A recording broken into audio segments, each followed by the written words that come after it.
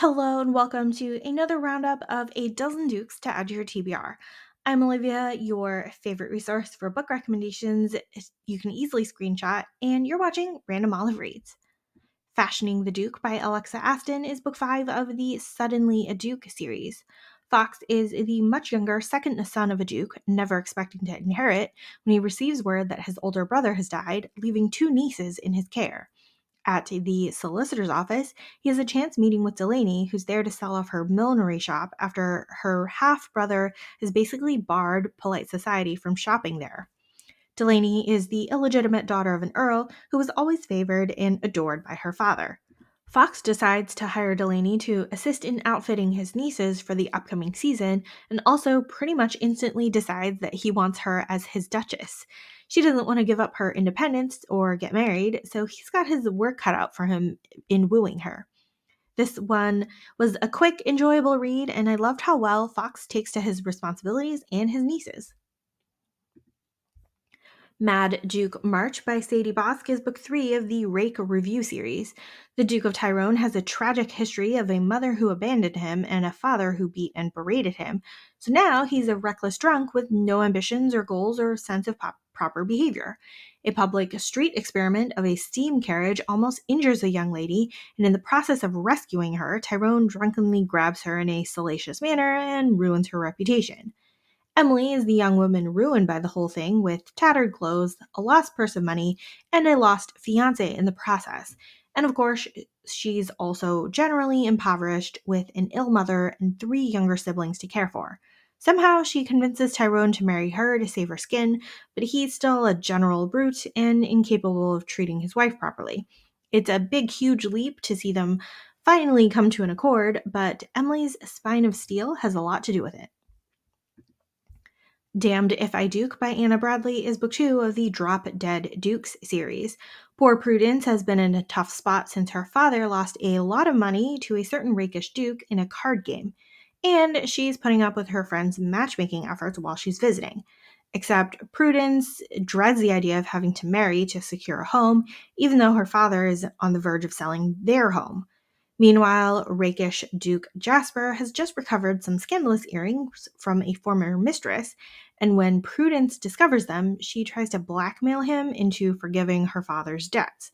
She's comically bad at blackmail, though, and these two people are feeling generally guilty about their behavior. They're also stupidly attracted to each other, even though they don't really like each other. It's a bunch of chaos and comedy with these two, but at least Jasper's stodgy grandfather approves of Prudence. A Duke Changes Everything by Christy Carlisle is book 1 of the Duke's Den series. Second son of a duke, Nick, was treated cruelly by his father and believed to be a result of his mother's indiscretion, except for the fact he looks just like his father. After making his way alone and being a co-owner of a gambling den, he is suddenly the duke after his brother's death. His only goal is to clear out the estate and rent it out to a tenant and never visit again. He finds an adversary in Mina, the estate steward, who wants him to take his duties seriously and restore the estate and help out the tenants. She has lived there all her life, learning everything from her father, who was the former steward, and she's reluctant to leave for any reason.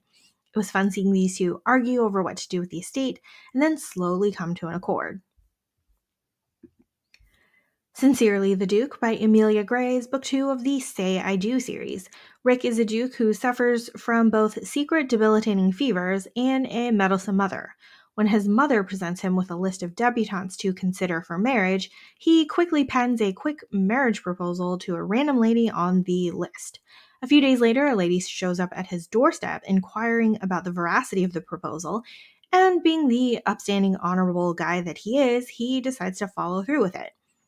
Edwina is a take-charge, outspoken sort of lady who has made her father a deathbed promise to see herself and her sisters wed this season, even though they've been hidden in the country.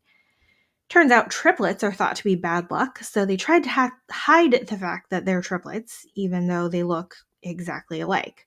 She's glad to be engaged to the Duke, but insists that he help her sisters find husbands as well. We get a lot more chaotic when the sisters show up in town, and highly resistant to marriage. And then we find out that Rick's mother is very superstitious. I like seeing Rick become protective of his new wife and family, and also see him appreciate Edwina's unique personality. How Not to Hate a Duke by Jennifer Haymore is a standalone novel. Georgiana is a wealthy merchant's daughter, completely tired of the fortune hunters seeking her attention. She is convinced by her good friend to attend a house party in the country to avoid some of those terrible suitors. Meanwhile, a certain dastardly duke is also invited to the same house party. Theo has recently inherited the title from his depraved father, but is believed to be of the same ilk, leaving him emotionally exhausted by all the hatred by his neighbors and tenants. It doesn't help that Georgiana's family is the main opponent to Theo's endeavors due to a long-standing family rivalry.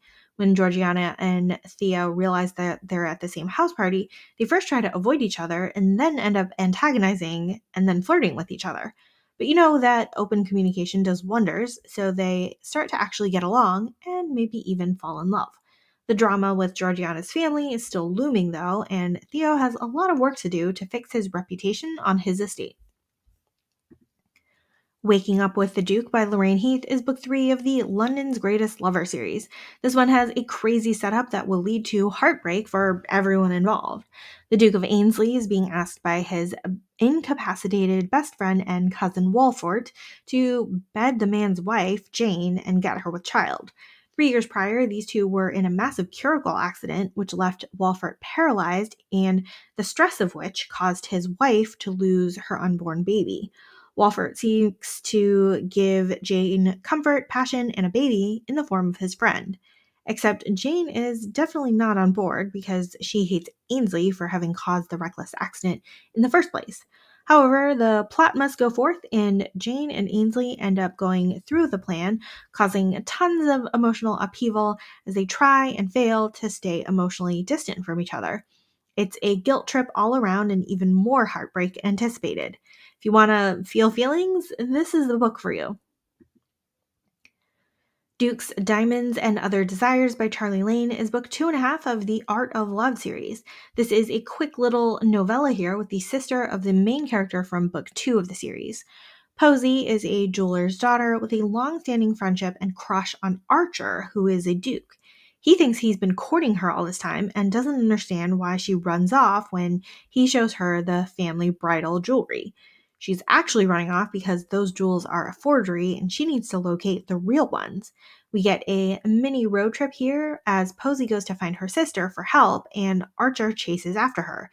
And then these two dummies finally talk about how they feel about each other. Luckily for Posey, Archer is delightfully supportive and willing to defy society's expectations in his selection of a duchess. The Duke's Mysterious Lover by Caroline Lee is book 6 of the Surprise Dukes series. Thorn is the only unmarried friend left over after 5 other books in the series, so obviously this is his book. He's also taken on much of the burden of catching the treasonous villain because he doesn't have a wife or children to consider.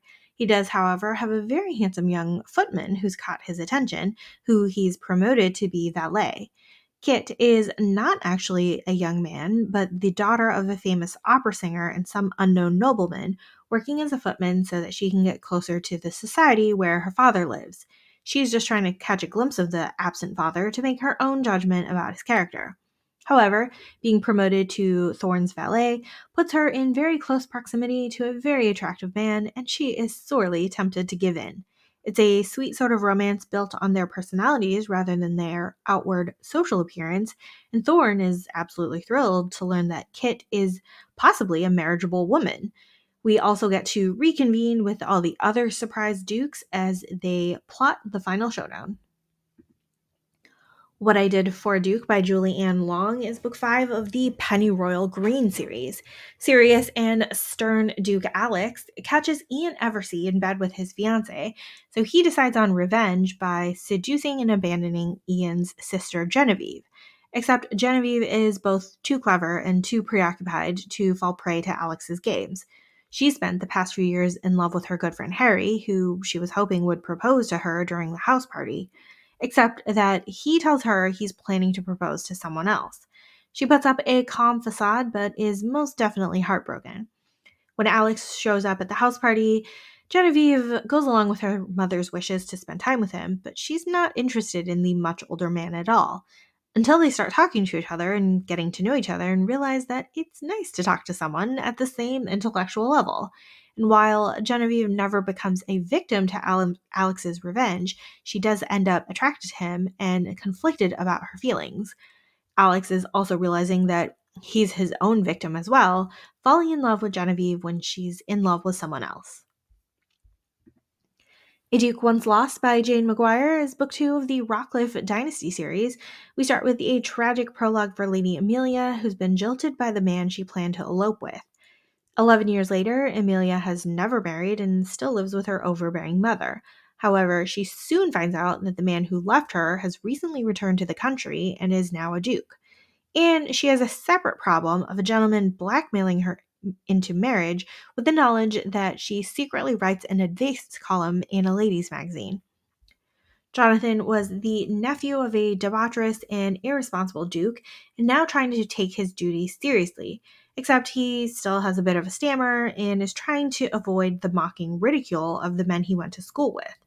Jonathan quickly hightails it out of town in an unmarked carriage and runs into Amelia on the road. He rescues her despite her protests, and then she convinces him to convey her to her target destination out in the country.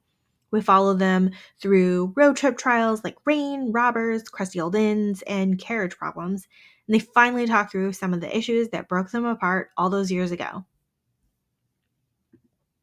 Fearless Duke by Scarlett Scott is book 6 of the League of Dukes series.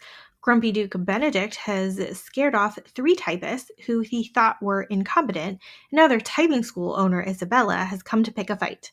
They start the encounter completely at odds, and somehow Isabella is tasked with proving her own competence by serving as Benedict's typist for the next week. Isabella tries really hard to hold on to propriety and professionalism, as she learned her lesson in the past with a lord who didn't marry her, while Benedict can't seem to keep his hands off of Isabella. Add in Benedict's meddlesome younger sister, and we have lots of chances for compromising situations. Eventually, we run into some danger with those Irish terrorists rooming in the background of the series, and Benedict starts to realize the depth of his feelings for Isabella. However, Isabella insists they can't be together due to their differences in social station. But he's got some convincing he needs to do.